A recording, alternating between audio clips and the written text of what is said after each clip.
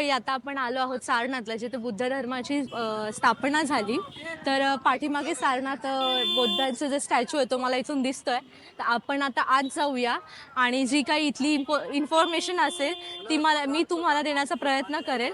आता सोबत आपला एक गाईड पण आपण घेतलेला आहे. मोस्ट ऑफ आता आपल्याला एवढं माहिती नाही, पण त्यांच्याकडून जी काही माहिती मिळते ती मी तुमच्यापर्यंत पोहोचवण्याचा प्रयत्न करते.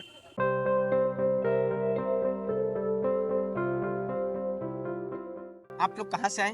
अभी हम मुंबई से आए. ओके. जहाँ पे आए हैं इस जगह का नाम सारनाथ है हाँ और ये वट थाई सारनाथ जो थाईलैंड गवर्नमेंट का टेम्पल है हाँ. जिसका देख रेख मैनेजमेंट सब थाईलैंड से आता है। ओके. भगवान बुद्ध का 4 प्लेस बहुत इंपॉर्टेंट होता है। पहला हुआ लुम्बिनी नेपाल जहाँ उनका जन्म हुआ। सेकंड प्लेस बोध गया बिहार जहाँ उन्हें ज्ञान की प्राप्ति हुई। और थर्ड प्लेस सारनाथ। सार का मतलब उपदेश, नाथ का मतलब भगवान, जहाँ भगवान बुद्ध ने 5 शिष्य को उपदेश दिया। फोर्थ प्लेस कुशीनगर गोरखपुर जहाँ इन्होंने अपने शरीर को त्यागा, जहाँ इन्होंने महापरिनिर्वाण किया।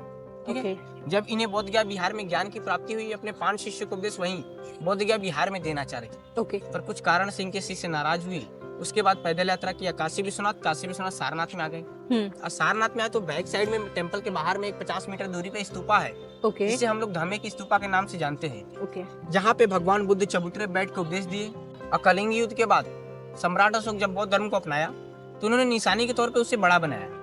ये हाइट 104 फीट और 98 मीटर राउंड में वो पूरा बनाया गया, एकदम सॉलिड है।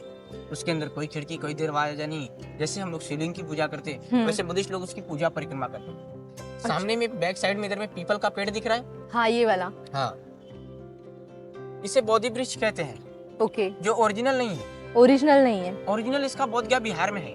आज भी है, जो बांस बम्बू लगा के टिकाया गया है। जो अच्छा. पुराना हो गया है, जिसका सेकंड शाखा श्रीलंका में लगा है। अच्छा. और इसका. हाँ, वो इस पीपल पेड़ अच्छा, मेन वाले का, बोध हाँ, गया बिहार का, जिसका श्रीलंका में लगाने वाले सम्राट अशोक के पुत्र पुत्री संघमित्र और महेंद्र थे। थर्ड ब्रांच यहाँ लगा, पर यहाँ वाला टिका नहीं, गिर गया। उसकी जड़ शाखाएं दोबारा नहीं निकली तो लोग उसे बोधि वृक्ष मानते हैं। अच्छा. आज आप 4 स्टेचू देख रही हैं। हाँ. सबसे ऊपर में वो बैठे हैं, वो ध्यान मुद्रा। उस मुद्रा में उन्हें ज्ञान की प्राप्ति हुई। और ओके. साइड साइड धर्म चक्र परिवर्तन, बीच में आशीर्वाद।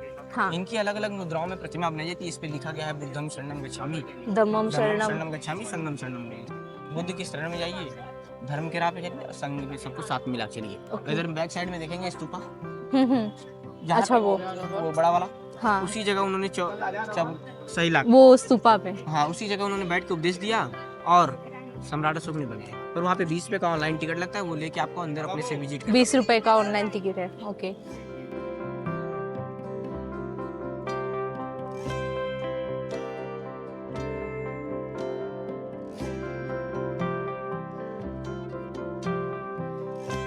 सामने में टेंपल देख रहे हैं, ये थाईलैंड टेंपल है। थाईलैंड में सेम इसी डिजाइन का टेंपल बनाया जाता है। थाईलैंड का पैगोडा डिजाइन होता है। ओके. इसके ऊपर 4 पेंटिंग। पहला वाला लुम्बिनी नेपाल जहाँ का जन्म हुआ, सेकंड वाला बोध गया बिहार, थर्ड वाला सारनाथ, अच्छा. और फोर्थ वाला कुशीनगर गोरखपुर लेटे हुए। उसी मुद्रा में इन्होंने शरीर को त्यागा। अच्छा. और मंदिर के अंदर में एक बुद्ध की प्रतिमा बनाई गई जो 9.5 फीट का है। जो सिंगल पत्थर को काट करके बनाया गया, कहीं से ज्वाइन नहीं है। अच्छा. और एक ही पत्थर. हाँ, उसके ओपनिंग के लिए थाईलैंड के राजा आए थे उस टाइम। अच्छा. जो गोल्ड कलर का पॉलिश किया गया है, हाँ. नॉर्मल है। अब अंदर चलेंगे, फोटो वगैरह लेके आएंगे। हाँ. और ये टेंपल 2 भाग में बनाया गया। इनका पीछे में मेडिटेशन हॉल है, देख रही है ना। हाँ. हाँ. वो गेट दूसरा वाला जिसमें हाँ. थाईलैंड के मॉन्क्स वगैरह और थाईलैंड के लोग आते हैं तो वो अपना मेडिटेशन कर।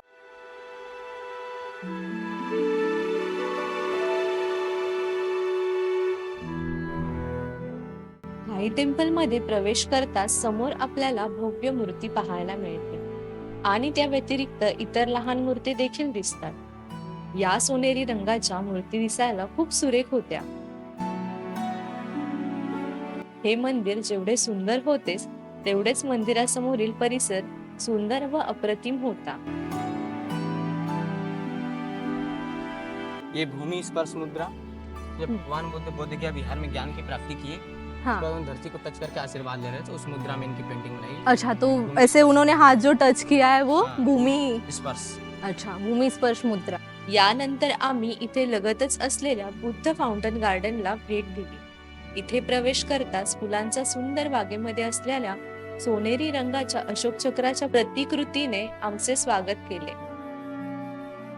समोर दिसणारा तो पाण्याने भरलेला फाउंटन आणि येथील पाण्यावर फुललेली कमळे खूप आकर्षक होती.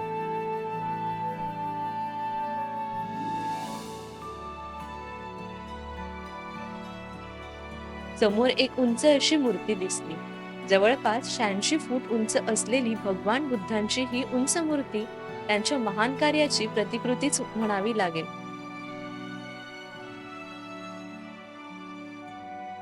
मी जस्ट आपल्याला ज्या दादांनी सांगितलं इथली माहिती सांगतायत, तर त्यांना मी विचारलं की हे काय आहे.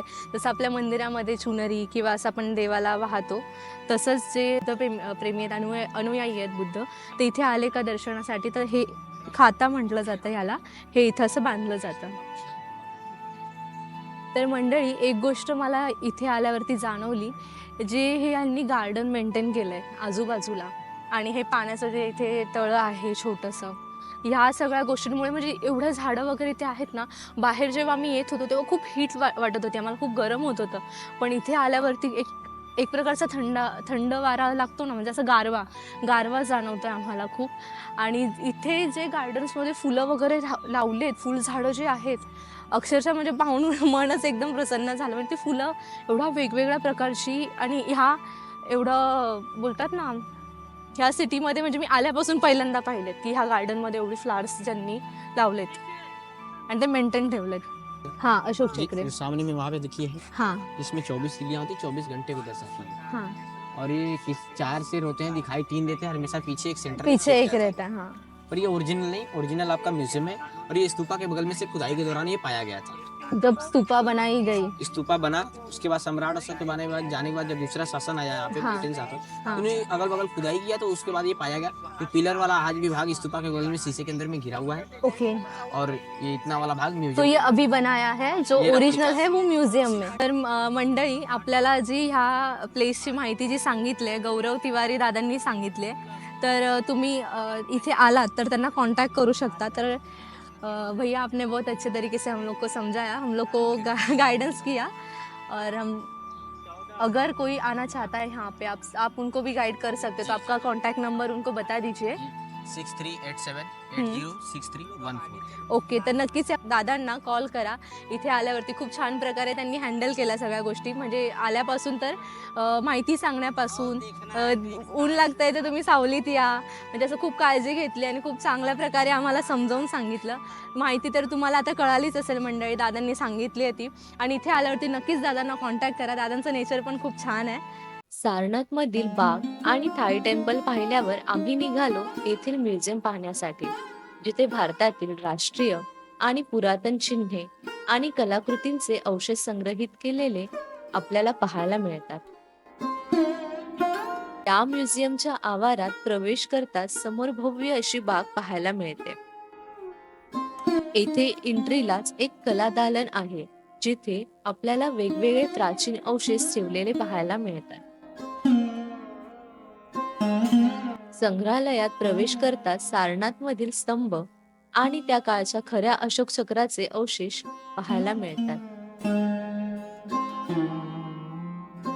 या म्युझियम मध्ये अनेक प्राचीन मूर्ती आणि शिल्पकला, तसेच त्या काळातील साधने आणि हत्यारे यांच्या प्रतिकृती देखील पाहायला मिळतात.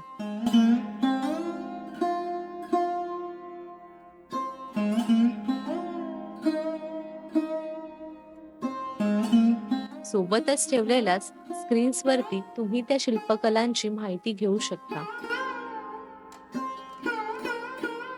येथे तुम्हाला पूर्वीच्या काळातील शिलालेख आणि सुरेख असे प्राचीन सोन्याचे दागिने देखील पाहायला मिळतात. आम्ही या म्युझियम मधील एक एक वस्तू जवळून पाहिल्या आणि भारताची संस्कृती आणि इतिहास आमच्या डोळ्यासमोर उभा राहिला.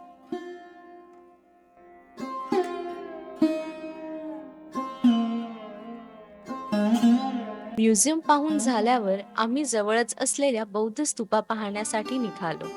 उंच आणि भव्य गोलाकार दिसणारी ही स्तूप लांबूनच आमचं लक्ष वेधून घेत होती. तर मंडळी, आता आपण म्युझियममध्ये जाऊन आलो. जस्ट आता म्युझियमचं सगळं काही पाहिलं आपण, आणि म्युझियम नंतर आता आपण आलो आहोत तिथे म्युझियमच्या पाठीमागेच बुद्ध स्तूप आहे. खूप मोठी आहे ती, तर ती पाहण्यासाठी आपण चाललेलो आहोत. ती त्या साईडला, आणि म्युझियम झाल्यावरती थोडंसं पुढे चालत यावं लागतं, तर तुम्हाला हे स्तूप पाहायला मिळेल. आणि इथला टायमिंग जो आहे 5:30 वाजेपर्यंतच एंट्री आहे संध्याकाळपर्यंत, आणि 5:30 नंतर बाहेर काढायला सुरुवात करतात. आणि 5:30 पर्यंत तुम्ही हे पाहू शकता, त्यानंतर तुम्हाला एंट्री नाही इथं. तर मंडळी स्तूप जी आहे ती दिसायला लागली. ती माझ्या बॅक साईडला पाहू शकता, ती स्तूप दिसतेय. मंडळी, याआधी मी कान्हेरी केव्जला गेलेले, मुंबईमध्ये जे आहे तिथे. तर तिथे पण मी स्तूपा पाहिल्यात. म्हणजे खूप प्रचंड, म्हणजे खूप असंख्य स्तूपा होत्या तिथे. पण तिथे जे स्तूपांचं जे आकार होता तो खूप लहान होता. म्हणजे मोठा होता पण ह्या स्तूपापेक्षा खूप लहान होता. ही जी स्तूप मी पाहिली आहे, पहिल्यांदाच पाहिली की एवढी मोठी स्तूप.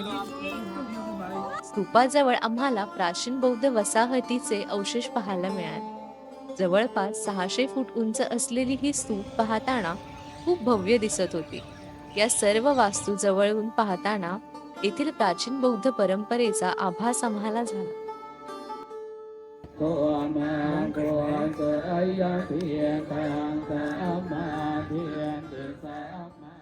तर मंडळी, सारनाथ नंतर आम्ही पुढे निघालो आमच्या पुढील स्थळाला भेट देण्यासाठी.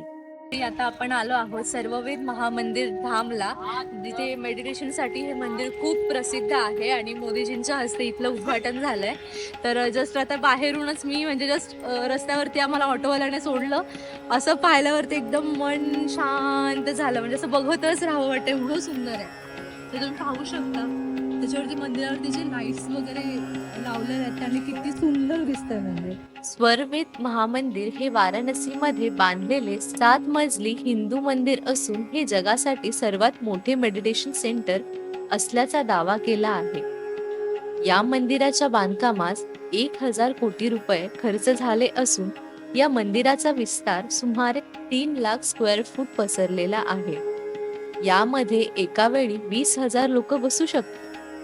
मकराना संगमरवरी मध्ये बनलेल्या या मंदिराच्या भिंतींवर स्वर वेदाचे सुमारे 3137 श्लोक कोरलेले आहेत. या मंदिराला निरखून पाहिले असता तुम्हाला मंदिरावरती 125 पाकळ्या असलेल्या कमळाचा घुमट पाहायला मिळतो.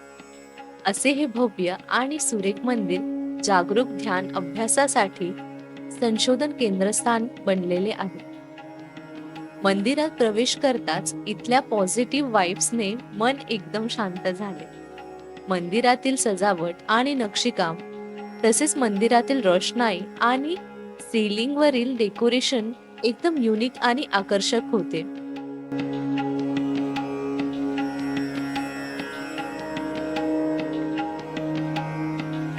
आम्ही या मंदिरात काही वेळ शांत बसलो आणि येथील ध्यानमय वातावरणाची अनुभूती घेतली. आमच्या बनारस भेटीमधील हे शेवटचे ठिकाण होते. खरं तर बनारस मध्ये आल्यापासून 3 दिवस कधी गेले कळालंच नाही. इथल्या प्रत्येक जागेमध्ये आणि गोष्टींमध्ये एक वेगळंच आकर्षण आणि आभास होता. आणि इथून निघताना आम्ही भारतातील पवित्र वाराणसीतून आयुष्यभर मनात घर करून राहणारे अनुभव घेऊन जाणार होतो. मित्रांनो, तुम्हाला आमची बनारस ट्रिप कशी वाटली कमेंट मध्ये नक्की सांगा. आणि या आधीचे बनारसचे व्हिडिओ तुम्ही पाहिले नसतील तर ते नक्की पहा. आणि असे नवनवीन व्लॉग्स पाहण्यासाठी आपल्या चॅनलला नक्की सबस्क्राईब करा. लवकरच भेटूया पुढील व्हिडिओमध्ये.